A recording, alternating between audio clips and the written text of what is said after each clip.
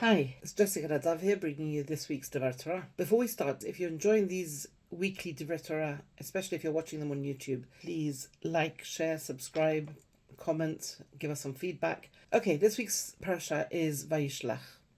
Yaakov is on his way home to his father after 20 years of being away, having fled Canaan to escape the wrath of his brother Esav.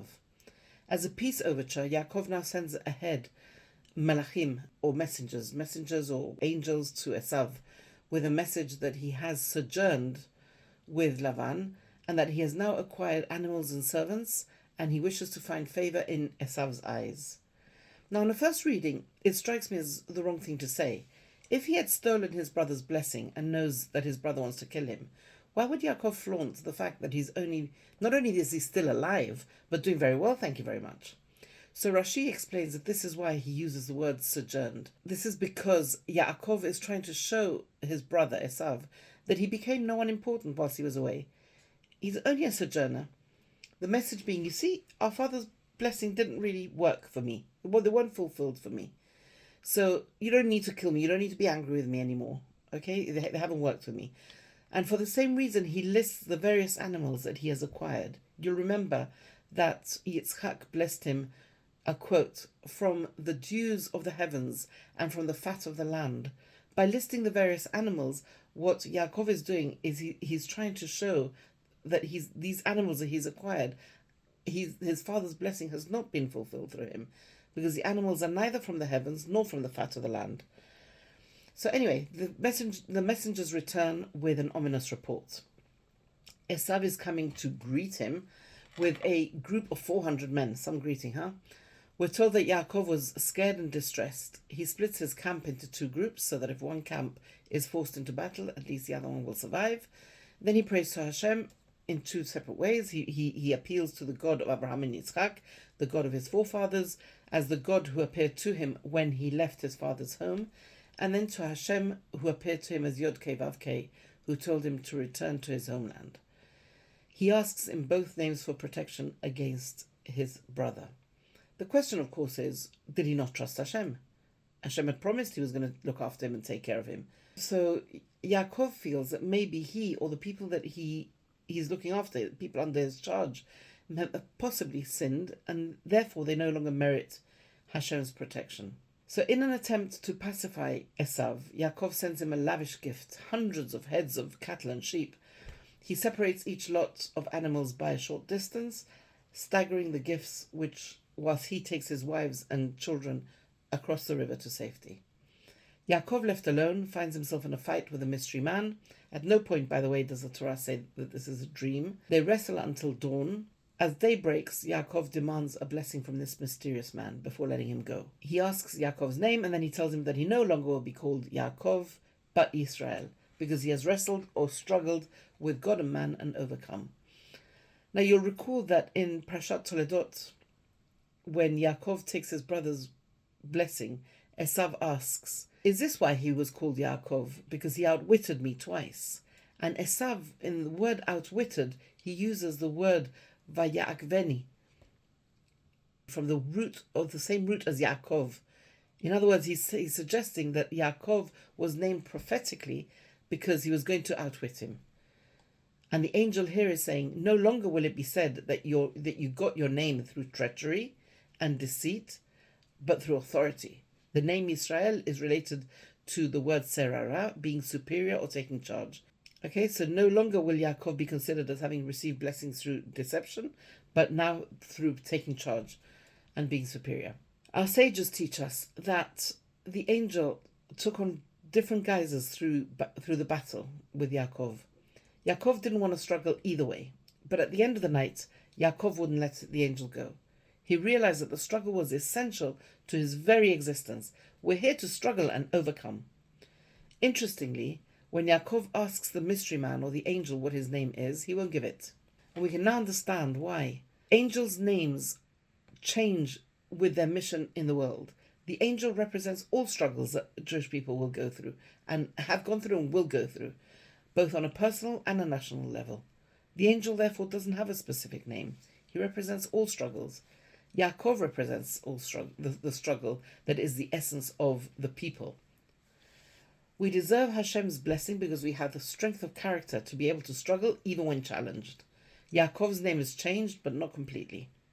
The name Yaakov remains because the struggle goes on. At times we will be Yisrael and win, and sometimes we will go back to being Yaakov. Life is full of ups and downs, but we must realize that we have the potential to be Yisrael even when we're Yaakov. We may be set back, but we don't give up. So back to the story. Yaakov and Esav meet and greet each other, with Yaakov bowing to Esav 7 times. And Esav asks Yaakov why he has sent so many gifts before him. Yaakov replies that this is to please him, so that Esav will be well disposed towards him. Esav tells him that he has plenty and he doesn't require gifts. Yaakov brilliantly retorts that he has kol, everything that he could want.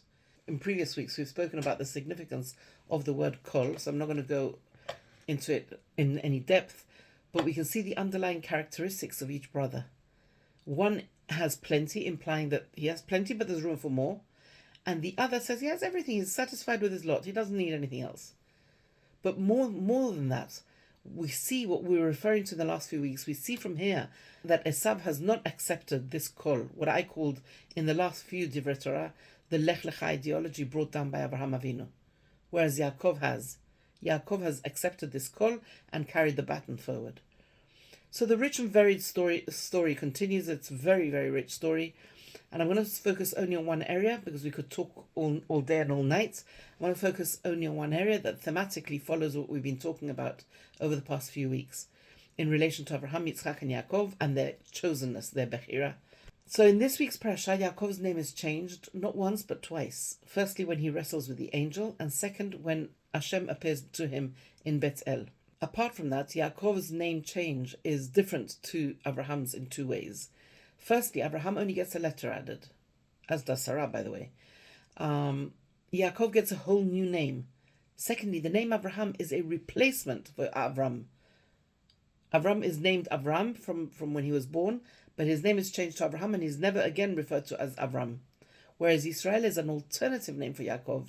Yaakov for the rest of his life will be referred by both Yaakov and Yisrael.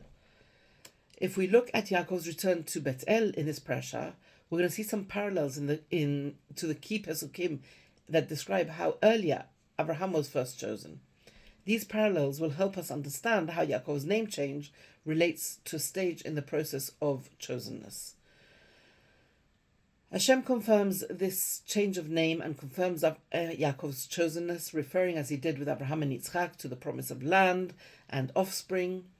But this particular blessing carries extra significance because it's the last time it appears in Sefer Bereshit, suggesting that the bechira, or the process of choosing, has ended. The filtering process has now ended, and now all of Yaakov's children will be chosen. Unlike the previous generations where only one son was chosen, all of Yaakov's children will be chosen, and this is reflected in the change of name. So now the name change connotes the next stage, a nation. Yaakov, in a sense, loses his individuality, but the nation is starting to form. With this in mind, let's look at the first time Yaakov's name is changed after his struggle with the angel. So as we said before, so far Yaakov has had to use deception or escape to survive or to attain what was necessary to become the chosen, in inverted commas, son. Despite the survival instinct, Yaakov seems to lack experience in frontal combat, which Esav is pretty good at, and which Yaakov will need as a leader, right? Remember, Yaakov is described as Ish Tam Yoshev Ohalim, a simple man who dwells in tents.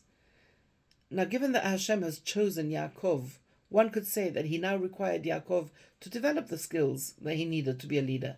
And this is maybe why Hashem intentionally orchestrates a direct confrontation between the brothers. But we can see that Yaakov is not quite ready for this direct confrontation. One could even say, as Rashbam does, that he was prepared to flee, taking his family over the river while he sent staged gifts to Esav to slow his advance. If so, then Hashem was sending the angel to stop Yaakov from running away. And when Yaakov sees his brother, what is his capitulation? He bows down 7 times to show him that he never really received the blessing he had tried to steal. Now note how Yaakov's struggle with the angel takes place at a crucial point in the story. After his preparation to bow down or run away, depending on which opinion you take, from Esav, but before the actual confrontation, right? That's when the struggle happens. Why is this so significant? So there's controversy amongst the commentators as to whether Yaakov is correct in this total subjugation of himself to his brother. Some, like Rashbam, hold that Yaakov should have openly confronted his brother while putting total faith in God. Others, like the Sephorno, maintain that in the circumstances, his timid strategy was appropriate. The fact remains, regardless of the political correctness of his actions, that Yaakov is unable to openly confront Esav. Nevertheless, Hashem finds it necessary that Yaakov prove himself capable of fighting should a situation arise in the future. So Yaakov must now prove that when necessary he will be capable of fighting. Sooner or later in Jewish history, confrontations with the likes of Esav will be encountered when establishing a nation. And it's possibly for this reason that Hashem first tests Yaakov's potential to engage in battle with the enemy before he meets Esav. Although the untrained Yaakov finds it difficult and ends up wounded and limping, he emerges victorious from this confrontation and earns his new name. And the Pasuk says, "Your name shall no longer be Yaakov, but Israel, for you have fought with beings divine, Elokim, and human, Anashim, and triumphed." In other words, you fought and you triumphed. That's why you get the name. So Yaakov's new name is significant because it reflects his capability to engage in head-on confrontation. In order to become a nation, this character trait, represented by the name Yisrael, is crucial. And yet his name also remains Yaakov, because there may be times when passivity will be the proper avenue. And throughout the rest of Chumash, the name Yaakov is interchangeable, is interchanged with Yisrael, suggesting that each name reflects a different aspect of his character. There are times when Am Yisrael must act as Yaakov, the Ishtam, the simple man of integrity, and there are other times when the more active and confrontational characteristics of Yisrael must be employed. So why is it necessary for Esav to be rejected, given that both character traits were necessary? An Ish Sadeh, a man of the field, a hunter, and an Ishtam, a simple man, are both necessary to establish a nation. Why couldn't they both be chosen, Yaakov and Esav? And we touched on this a week ago. The answer is that it is important that both traits are not perceived as equally important. The fundamental character of Am Yisrael must be that of Ishtam, of Yaakov, of the simple man. Only once that characteristic is established, the traits of an Ish Sadeh, of a man of the field, can be added. Had Esav been included in Am Yisrael, our perception of the relative importance of an Ish Sadeh, of a man of the field, a hunter, may have become distorted. We might have thought it was equally important. In the formative stage of our national development, our outward appearance as Israel must stem from our inner character as Yaakov. We must first speak with the voice of Yaakov, and only then may we don the hands of Esav. Thank you. Shabbat Shalom. Hope you enjoyed that.